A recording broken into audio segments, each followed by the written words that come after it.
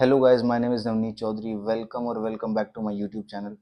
आज मैं रिव्यू करने वाला हूँ धुरंधर, जो मूवी रणवीर सिंह की अभी अभी इसका टीज़र फर्स्ट लुक ड्रॉप हुआ है यूट्यूब पे। उसका रिव्यू करने वाला हूँ कि क्या मेरे को देख के कैसा लग रहा है, क्या हो सकती है मूवी। सो ये मूवी जो है आदित्य धार ने डायरेक्ट की है, प्रोड्यूस भी किया है। ये आदित्य धार वही वाले हैं, मैं आपको बता दूं, जिन्होंने उरी जैसे सर्जिकल स्ट्राइक भी डायरेक्ट की थी और आर्टिकल 370 लिखी भी थी। इनकी दूसरी एज अ डायरेक्शनल मूवी है, खुद डायरेक्ट करने बाद जो उरी के बाद जो उन्होंने डायरेक्ट की है वो है दूसरी इनकी पिक्चर है। ज्योति देश पांडे भी इसकी प्रोड्यूसर है, जो वाईकॉम 18 की सीईओ हैं। इनके बारे में बता दूं, टीजर की शुरुआत होती है आर माधवन की बैकग्राउंड में एक आवाज़ चलती है और तब रणवीर सिंह की एंट्री होती है। एंड मेरे को लगा था कि आर माधवन की आवाज़ पूरी की पूरी चलती रहेगी पूरे के पूरे टीजर में, बट नहीं, वो थोड़ा दो लाइन का डायलॉग बोलते हैं, उसके बाद उनकी आवाज़ बंद हो जाती है। उतने में फिर पंजाबी गाना बजने लगता है एक, और जिसमें एक इंग्लिश रैप भी है, जो कि हनुमान काइंड ने जिसमें इंग्लिश में रैप किया है। और ये गाना जो है, पीछे जो बैकग्राउंड में म्यूजिक बजता है, ये शाश्वत शाश्वत सचदेव ने प्रोड्यूस किया है। शाश्वत सचदेव इस मूवी के म्यूजिक डायरेक्टर भी हैं। मेरे को लगता है ये आदित्य धर के कुछ बहुत ही बेस्ट फ्रेंड टाइप है। आदित्य धर की हर मूवी में इनका म्यूजिक होता है, चाहे वो सूरी द सर्जिकल स्ट्राइक थी या और भी कोई जो आर्टिकल 370 थी, उसमें भी उन्होंने शाश्वत सचदेव से ही म्यूजिक करा था। इस मूवी में भी शाश्वत सचदेव से ही करा था। डिफिकल्ट नाम है तो इसलिए थोड़ा सा ब्लफ कर रहा हूँ, सॉरी। आगे बढ़ते हैं। तो जैसे जैसे ट्रेलर बढ़ता रहता है, वैसे वैसे तड़कता भड़कता पंजाबी गाना बजने लगता ही है। एंड ट्रेलर जैसे जैसे आगे बढ़ता है, उतनी ज़्यादा एनर्जी बढ़ जाती है। जो बैकग्राउंड म्यूजिक है इसका, उतनी एनर्जी और इतनी ही अपलिफ्ट कर देता है पूरे के पूरे टीजर को। एंड रणवीर सिंह उसमें वही कर रहा है, मार धाड़, गोलियां चला रहा है, कहीं कुल्हाड़ी से लोगों को मार रहा है, या पूरा दिखाने की कोशिश की है कि पूरी की पूरी एक्शन मूवी होने वाली है। मेरे को तो देख के ऐसा ही लग रहा है। और रणवीर सिंह को मतलब एज ए बहुत दिन बाद, मतलब एक मैस्कुलिन लुक में, एक बोल्ड लुक में, मतलब वही पद्मावत वाला जो अलाउद्दीन खिलजी वाला उनका अवतार था ना, पूरा वैसे ही प्रोजेक्ट करने की मुझे लगता है कोशिश की है। क्योंकि लोगों को पद्मावत ऑब्वियसली सबको पता है बहुत हिट हुई थी, और अलाउद्दीन खिलजी का कैरेक्टर जो रणवीर सिंह ने प्ले किया था वो बहुत ज़्यादा पसंद आया था।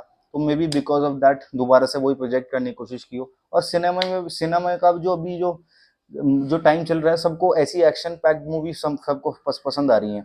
बाकी कंटेंट ड्रिवन मूवी तो नेटफ्लिक्स पे रिलीज हो ही रही है।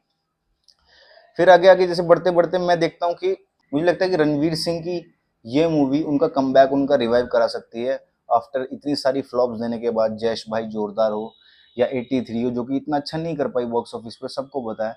उनमें वही रणवीर सिंह का वो जोकर वाला पर्सनैलिटी किसी को, मेरे को लगता है, पसंद नहीं आई। और मेरे को लगता है ये वाली मूवी में शायद उनका कमबैक हो जाए, वो वापस खिलजी वाले अवतार में आ रहे हैं, वैसी मार धाड़, वैसी एक्शन पैक्ड हीरो की तरह दिखने वाले हैं। मेरे को ऐसा लगता है इस मूवी में, टीजर देख के तो ही समझ आ रहा है, मैस्कुलिन लुक बड़ी।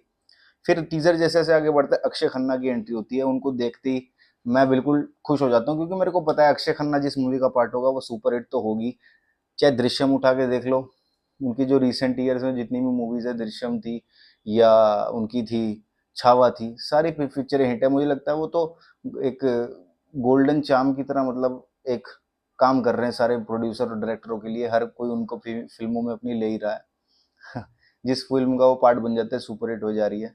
और एक्टिंग तो सबको पता ही है भाई, वो कितने टैलेंटेड है, बहुत बढ़िया एक्टिंग करते हैं। सारी जितनी भी फिल्में उन्होंने अब तक रिसेंट ईयर्स में करी हैं, अभी सब में बहुत लोगों को पसंद आया। मूवी से ज़्यादा लोग उनकी वाह वाह करते हैं कि भाई क्या एक्टर है, क्या एक्टर है।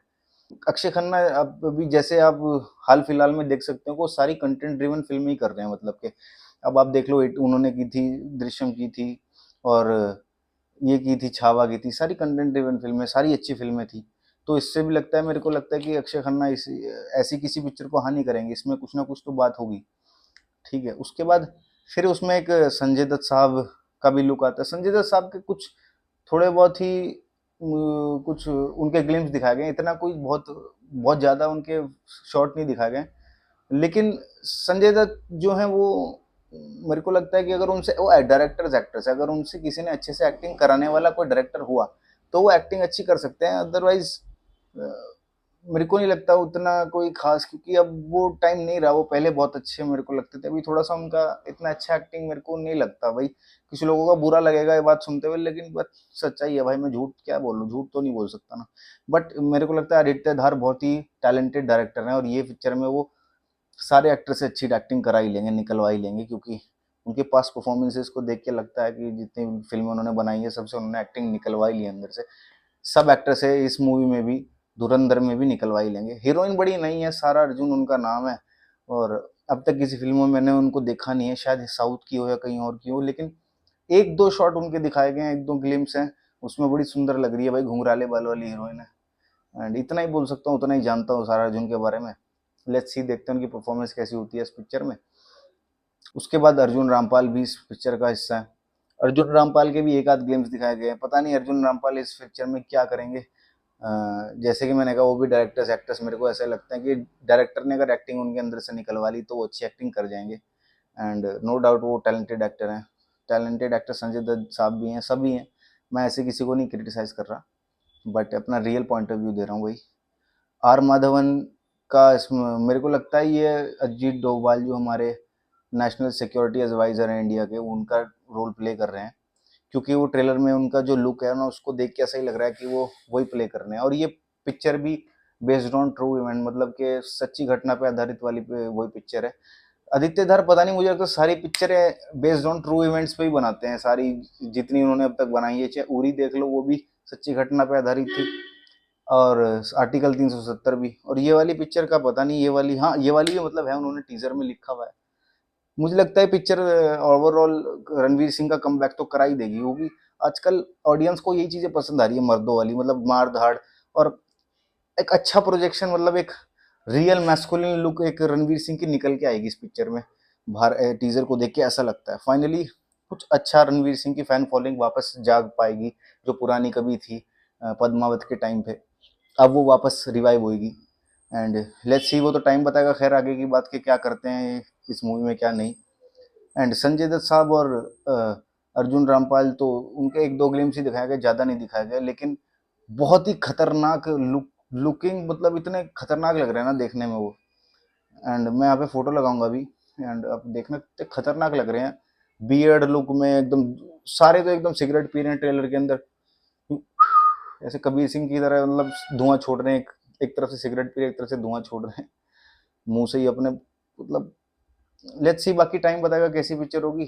एंड ये था मेरी तरफ से रिव्यू, और मेरी तरफ से ऐसे ही और बहुत सारा कंटेंट आता रहेगा। मेरे चैनल को आप लोग सब्सक्राइब कर लो, बोर नहीं होने दूंगा, एक के बाद एक कंटेंट लाऊंगा, ये तो भी शुरुआत है। Thank you.